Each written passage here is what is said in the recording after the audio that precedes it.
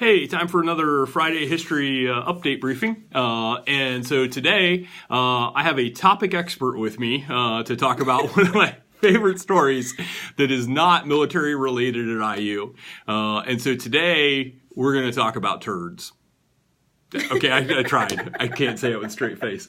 So there was a newspaper called a bogus, a fake newspaper that was run, and this is a printout copy of it, in 1890. And as you can see, it starts off with turds. And I would read some of the rest of this, but the language in this, I'm not even sure we can use on YouTube today. It's got some rough language in it, even by today's standards. But I have an expert with me. So Jackie is a PhD student in the higher ed program, and she recently wrote a paper about this.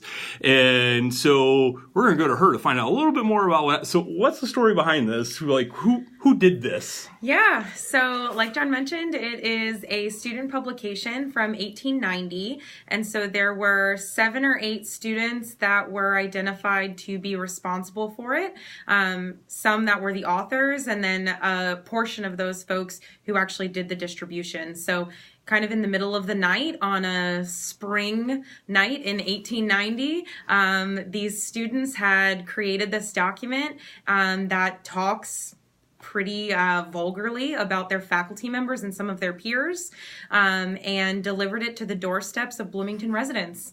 And so in the morning, when the children went to get the papers off the doorstep, they were met with some pretty vile language, and the town of Bloomington and the university officials were pretty upset by it.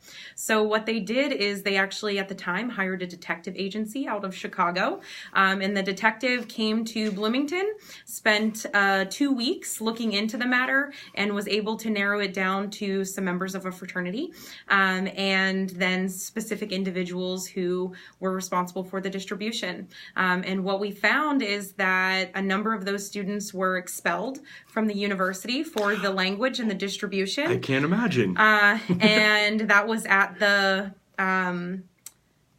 because of the outrage related to the language and the attack on the faculty and peers, other students at the university. Kind of said, hey, this isn't what we want, and those students were removed at the time of the incident, and then we later find that some of them were reinstated, and were able to receive their degrees delayed. So the detective agency that was hired, I know from lots of old Western movies, right? Yeah. Like, who did they hire? It is the Pinkerton Detective Agency. Yep. So if you don't know who that is, do a quick wiki review and you will find some interesting stories. Yep. And this was before there was an Office of Student Conduct, right? Correct. So this is really just the faculty trying to figure it out, so they hire these detectives to come in and figure it out. So at the time, the faculty of the university would have been responsible for making all decisions about student disciplinary statuses. And since this resulted in an investigation, since they didn't know who it was, they brought in who was the professionals at the time. And so a detective was needed, and then relayed what they think should happen back to the administration, and then they made final decisions at the administrative level.